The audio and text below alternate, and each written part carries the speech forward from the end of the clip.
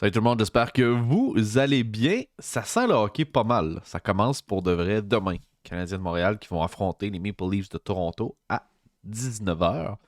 Donc à 7h le soir. J'espère que vous êtes prêts. Moi, je suis hype. Je suis vraiment content que cette saison-là commence enfin. J'ai eu l'impression, c'est pas arrivé vite, on aurait dit cette année, et puis c'est un petit peu le genre de format que la Ligue nationale a commencé à adopter dans les dernières années. Je sais pas si vous avez remarqué, mais depuis la pandémie, euh, les matchs sont beaucoup plus tard. La saison débute beaucoup plus tard. On commence pas mal plus dans les alentours de la deuxième semaine d'octobre, troisième semaine d'octobre. Et puis, on a des matchs jusqu'à l'été, genre jusqu'à Saint-Jean et plus. Là. Fait que vraiment, on est. Je sais pas si c'est un format que vous aimez plus d'avoir du hockey en été durant les finales de la Coupe Stanley. Il y en a qui doivent sûrement apprécier ça. Là, ceux-là qui sont je pense surtout ceux-là qui sont encore aux études. Là, je pense que ça doit être le fun. Ça doit être le fun là, de pouvoir avoir du hockey durant l'été. Euh, pour ma part, je vous dirais que ça me laisse un petit peu indifférent. Je trouve que les débuts de saison sont un petit peu longs à démarrer, par exemple. Mais bon, c'est pas ça le but du sujet aujourd'hui. Aujourd'hui, je veux qu'on parle un petit peu des nouvelles puis de ce qui va nous attendre un petit peu pour ce premier match-là, à quoi va ressembler l'alignement, etc. Il y a eu beaucoup d'actions dans les dernières heures. Là, vraiment, il y en a eu beaucoup. Il y en a eu des bonnes surprises, on en a eu des moins bonnes. Euh, on va parler de tout ça, en fait, direct à l'instant. Donc, comme je vous disais, au niveau des actualités, là, c'est sans surprise que Yoel Armia n'a pas été pris au balotage. OK? Puis ça, je pense que ça a été vraiment. Ça a été la nouvelle qui a fait le plus réagir avant hier, quand que le nom de Yoel Armia a été soumis au balotage. Je pense que tout le monde était vraiment content. C'est quelque chose qui aurait dû être fait l'année passée, on s'entend. C'est quelque chose que ça a dû être fait depuis déjà un bon bout de temps. Yoel Armia, qui est un gars qui reçoit énormément de boost de confiance de la part de l'organisation depuis plusieurs années. On le protège énormément. Et puis là, cette année, tu livres pas. Puis, tu sais, je veux dire, il n'y a plus d'excuses. C'est plate, il n'y a plus d'excuses. C'est passé quelque chose récemment. Puis oui, c'est correct, le gars, il a peut-être vécu des affaires qui sont vraiment pas cool. Puis qui sont probablement pas leaks avant des années. Mais ça change pas qu'à la fin de la journée, tu es dans une ligue de performance. Puis si tu performes pas, il y a d'autres personnes qui doivent pousser puis prendre ta place. C'est juste plate, mais c'est comme ça que ça fonctionne. OK? Puis, genre, à un moment donné, il fallait s'attendre à ça. Puis avec un salaire de 3,4 millions, fallait pas s'attendre, encore pour 2 ans, je pense, fallait pas s'attendre à ce qu'il soit réclamé par aucune équipe. Fait que Yoel Armia, c'était vraiment le gars à rétrograder s'il se passait de quoi. D'autant plus qu'il a connu un camp fidèle à son habitude, qui est très, très ordinaire. Et puis, c'est le genre de joueur que rentre, sort de l'alignement, souvent blessé durant l'année. Bref, je pense que son temps à Montréal est terminé, mais il devrait pas avoir il devrait pas avoir de surprise de son côté. Il devrait jouer à Laval. Moi, je m'attendais à ce qu'il joue même pas un match. Là. Honnêtement, je m'attendais à ce qu'il refuse peut-être de jouer avec le Rockets puis qu'il s'en aille peut-être chez eux, tout simplement. On le sait pas encore. C'est pas encore confirmé s'il va jouer des matchs, mais on a appris par exemple que malheureusement, ça serait genre. Il ferait partie des joueurs qui seraient probablement rappelés durant la saison. Là. Je pense que ils ont quand même beaucoup d'estime encore pour Yoel Armia, surtout Martin Saint-Louis. Fait que malheureusement, non, ça m'a laissé un petit peu une douche d'eau froide. Je pensais vraiment que on allait le tasser pour de bon. Mais non, il a l'air d'être vraiment en bon terme avec les Canadiens. Puis je pense qu'il va risquer de revenir s'il se donne la peine, en fait. S'il se donne la peine, il va probablement être des premiers arrivés. Il y a eu d'autres moves également. Hein. Je veux dire, l'arrivée d'Armia, ça a été une chose, mais tu sais, on a également envoyé Lindstrom, Heinemann et Norlinder. Norlinder étant probablement la plus grosse surprise de ce rétrograde parce qu'on a décidé de garder Barron. Et puis ça ça me laisse moyen. OK? Barron, ça a été bon en fin d'année dernière.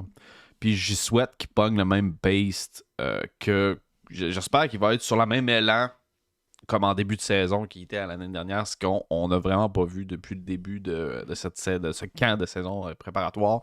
Ça a été vraiment difficile pour lui. Là, il a été responsable de plusieurs revirements de début également. Ça a été tough. Ça a été tough pour notre chum Barron. Je pensais vraiment qu'elle allait commencer la saison à Laval, gagner du momentum, faire exactement comme l'année dernière, excusez-moi, revenir dans l'organisation plus tard, puis avoir un bon pace, un bon tempo.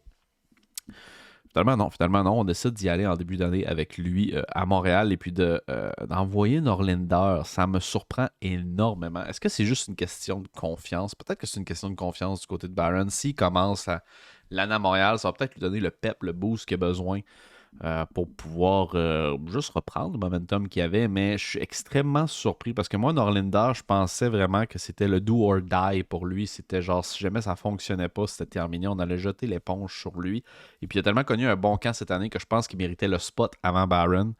Fait que je suis surpris. Je sais pas ce que vous en pensez. Dites-moi dans l'espace commentaire, est-ce que vous êtes surpris que Norlinder se fasse cut à la place de Barron? Pour ce qui est d'Heinemann, pour ce qui est d'Emil Heinemann, je suis zéro surpris. Là, je veux dire, lui, la porte était grande ouverte pour lui pour qu'il puisse rentrer justement par la grande porte avec les Canadiens de Montréal. Il l'a pas saisi. Il a connu des meilleurs matchs lors de la fin du camp. Il s'est imposé également physiquement, ce que j'aime beaucoup de ce joueur-là aussi. Mais il faut se le dire, là, ça n'a pas été son meilleur camp. Il a connu un bien meilleur camp l'année dernière. Et puis, on s'attendait à plus de lui. Légère déception, je te dirais, dans son cas. Pour ce qui est de Lidstrom, bah, je veux dire, on a été le chercher dans une transaction semi-perdante de toute façon quand on a été envoyé Jeff Petrie juste pour pouvoir avoir des bonnes relations avec, avec Détroit. Donc, c'est ça. Armia, Lidstrom, Heinemann, Norlinder s'en vont toute la gang à Laval. Je ne sais pas pour combien de temps ces gars-là vont être là parce qu'on le sait qu'on ne sera pas à l'abri des blessures. Hein, les blessures étant la chose qui va probablement nous salir le plus. Ça va être tough. Mais s'il faut qu'on aille la même saison au niveau des blessures cette année, là, l'année va être longue en tabarnak.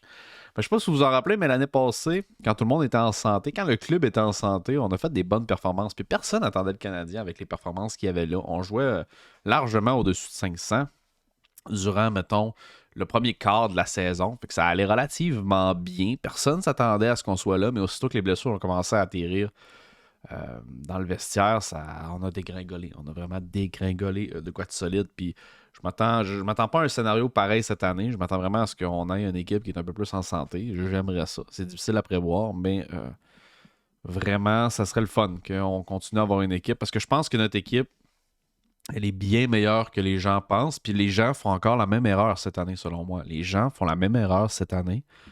Je regarde beaucoup de podcasts, je regarde des émissions. Tout le monde met, puis ça, c'est incluant On Jase, là. Podcast On Jase, là, tout le monde met le Canadien genre 8e, 7e, 8e dans l'Atlantique. Je pense que le monde a oublié que le Canadien était compétitif l'année dernière avant qu'on commence à avoir nos blessures. Ça, c'est quelque chose que je pense que tout le monde oublie. Fait qu'en général, on a un pas si pire club que le monde pense. Je crois que si tout le monde peut rester en santé, on va surprendre. C'est pour ça que moi, personnellement, j'ai mis le Canadien 4-5e dans l'Atlantique. Probablement plus 5e, là, mais je le mettais pas mal plus haut parce que je pense que si notre club est en santé, il y a quand même de l'espoir. Puis des matchs, ça se gagne pas sur papier, ça se gagne sur la patinoire. Puis le bassin de jeunes qu'on a qui veulent pousser, qui veulent performer, je pense qu'ils vont nous refaire la même affaire que l'année dernière en début de saison. Ils vont nous surprendre. Est-ce que ça va être soutenu? Ça va être difficile. Ça, c'est souvent les vétérans qui font la différence à long terme, chose qu'on n'avait pas l'année passée non plus quand il fallait compter sur des gars comme Mike Hoffman, on s'entend. Mais non, moi je pense que le monde se trompe. Je pense que le monde sous-estime énormément notre équipe. Puis c'est bien correct comme ça. Si on peut avoir. Si on peut. Honnêtement, la chaise de l'underdog, c'est la meilleure. C'est la meilleure. Les attentes sont basses. Fait que si les gars réussissent à nous surprendre, ben, le monde va juste être surpris. Je pense que Cole Caulfield aussi a encore tout à prouver. Il vient de signer son gros salaire. S'il peut aller poter 40 buts, ça serait déjà malade. Nick Suzuki doit connaître la meilleure saison de sa carrière.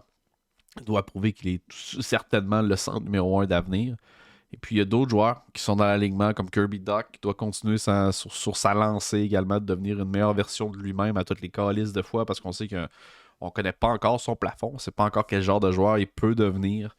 Après ça, on a New Hook qui vient d'arriver. Puis il y en a plein. Il y a beaucoup de petites, belles histoires individuelles chez les Canadiens à suivre cette saison. Je pense que notre équipe va être pas mal plus gonflée à bloc que les gens pensent. Justement, on va aller voir aussi également projection pour ce qui est de l'alignement. Donc, il n'y a pas vraiment énormément de surprises. Moi, la seule surprise que j'ai, c'est qu'on a gardé Jesse Ilonen. Ça, c'en est un que j'aurais vraiment aimé qui retourne à Laval. Même à la limite, garder Heinemann puis d'envoyer Ilonen.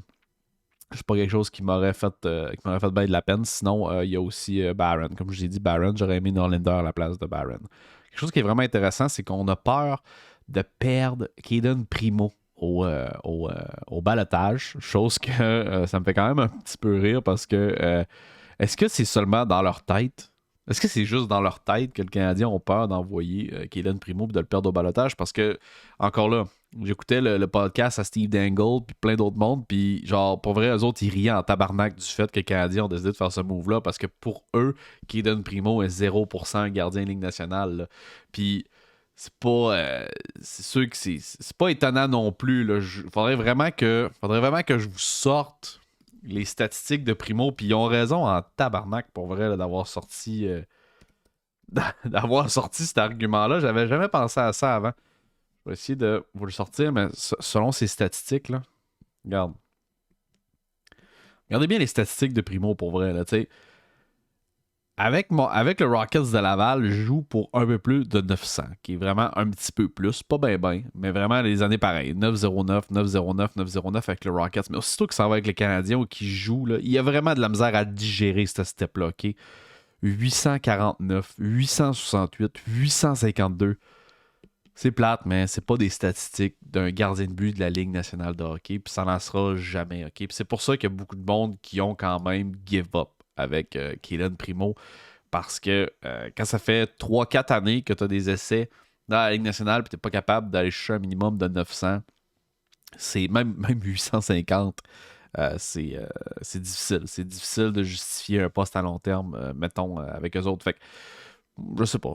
Il devait sûrement avoir des insights comme quoi il savait très bien que Kaden Primo, il pouvait pas l'envoyer. Je pense que le monde attend aussi la situation, mettons, du Lightning de Tampa Bay ou d'autres équipes qui ont des goalers blessés. Je pense qu'à une minute qu'il va y avoir des gardiens de but, un gardien de but qui va être envoyé au balotage, probablement qu'il va y en avoir plein d'autres, d'autres clubs qui vont s'essayer puis qui vont l'envoyer en même temps. On veut juste pas être les premiers à envoyer notre goaler, je pense, sur le balotage. C'est un peu ça la réalité dans laquelle on est pogné jusqu'à maintenant. Sinon, je regardais trio possible Canadien lors du premier match. On parle de Suzuki, Caulfield, Anderson. Un premier trio qui a déjà fait ses preuves dans le passé. Est-ce que c'est le meilleur? Personnellement, moi, j'ai un parti pris pour Kirby Dach, mais vraiment, je pense que cette année, on va essayer de focusser à garder Kirby Dach au centre parce qu'on le voit vraiment comme facilement notre centre de deuxième trio à long terme. Puis, comme je l'ai dit, on ne connaît pas encore son plafond. Est-ce qu'il pourrait être meilleur un jour que Suzuki? Moi, j'ai des doutes là-dessus. Je sais qu'il y a beaucoup de gens qui pensent qu'il pourrait être vraiment meilleur que lui. En deuxième ligne, on a Newhook, Dach, Slavkovski. Personnellement, j'aime un peu moins cette ligne-là. J'aime pas l'idée d'avoir Slavkovski sur un deuxième trio. Ça, c'est personnel. Et je trouve qu'il manque d'expérience justement pour Slaffy sur cette ligne-là. Mais bon, je peux me tromper. Après ça, on a Pearson, Monahan, Gallagher. Une ligne que je trouve intéressante, mais encore le Pearson, pas certain que c'est vraiment l'endroit où je l'aurais mis, lui non plus. Je pense que j'aurais plus préféré un RHP sur un deuxième ou un troisième trio parce que justement, on va parler du dernier trio, mais le dernier trio, c'est atroce pour moi. Là. RHP qui joue avec Evans puis Ilonen. Tu vas faire jouer ton gars qui était probablement ton MVP en fin d'année pendant le quart de la dernière saison, de la fin de la dernière saison. Tu vas faire jouer ton MVP avec Evans Ilonen. Je sais pas encore c'est quel genre. Je sais pas c'est quoi la stratégie ou la vision qu'on a avec RHP à long terme, mais je pense qu'il y a beaucoup plus de cœur et de talent que de l'envoyer sur un dernier trio comme ça.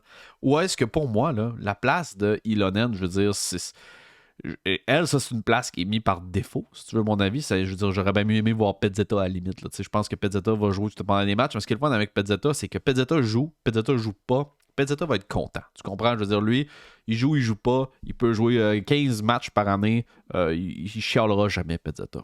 Tandis que Ilonen, pour moi l'expérience à Montréal, ça devrait être terminé depuis déjà un bon bout de temps. Puis Evans, je l'ai protégé pendant des années, mais là, je suis du genre que je pense que Evans aussi, son temps achève. Il va falloir qu'il laisse sa place lui aussi bientôt. Parce qu'on est stack également au centre. Je pense que le gars, il doit sentir la soupe chaude aussi pour ce qui est d'Evans. Fait que RHP, Evans, Ilonen, on s'entend. Je sais pas quel genre de punch on va aller chercher avec notre quatrième trio, mais j'ai de la misère. J'ai de la misère à voir qu'est-ce qu'on va faire avec ça. Sinon, j'ai vu aussi, selon Anthony, de TVA Sport, lui, il croit que les trios pourraient ressembler à ça à la place. Et puis, je dois vous avouer que j'aime beaucoup plus ce schéma-là. Sauf que il est très différent. Là. Je pense que c'est un schéma qui est plus sur la saison parce que là-dedans, il y a Heinemann aussi. Là. Mais Caulfield, Suzuki, Newhook, RHP, Dax, Slavkovski, ça, j'aime ça. Malgré le fait qu'il n'y a pas beaucoup d'expérience encore, comme je disais, sur la deuxième ligne, j'aime beaucoup mieux avoir un RHP à gauche avec, Slavkovski et Dak qu'un Newhook. Ça, c'est très, très personnel, mais j'aime beaucoup l'énergie que donne RHP. Et puis, Heinemann, Monahan, Anderson, j'aime ça. Pearson, Evans, Ilonen, comme je vous ai dit, c'est un petit peu ce qui reste. Et puis l'attaquant supplémentaire, Gallagher, c'est ça le problème, c'est que ça arrivera jamais, man. On le sait tous que Gallagher est même dû pour une retraite. Une retraite d'avance, une retraite anticipée, comme vous aimeriez peut-être l'appeler. Mais la réalité, c'est que ce joueur-là, il va être là pendant vraiment, vraiment longtemps. Là. On va l'avoir peut-être pas jusqu'à la fin de son contrat, mais il faut s'attendre à ce qu'il joue encore cet été pour les 2 prochaines saisons sans misère. Vraiment sans misère. Donc, c'est ça. J'espère que vous aurez apprécié cette overview avant de débuter le match numéro 1 contre les Maple Leafs de Toronto. Ça m'a fait extrêmement plaisir de vous faire cette petite vidéo-là. Si jamais vous êtes nouveau, je vous invite à vous abonner. C'est le bouton rouge au bas de l'écran, c'est gratuit, ça fait extrêmement plaisir. On laisse un like aussi.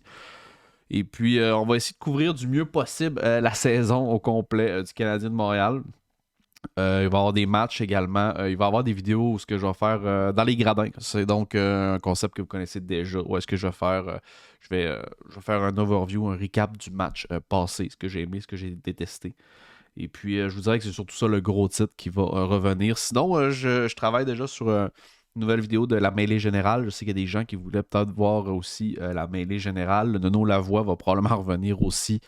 Donc, c'est tous des concepts sur lesquels je travaille présentement. Je pense que notre équipe, elle est sous-évaluée présentement. Puis, je me rappelle très bien que l'année passée, on les voyait finir dans la cave. Et puis, ils ont fini dans la cave. Mais en début de saison, ils nous ont tous impressionnés. Je pense qu'on va avoir un copier-coller cette année. Dites-moi dans l'espace commentaire qu'est-ce que vous en pensez sur ça. Peace out, guys.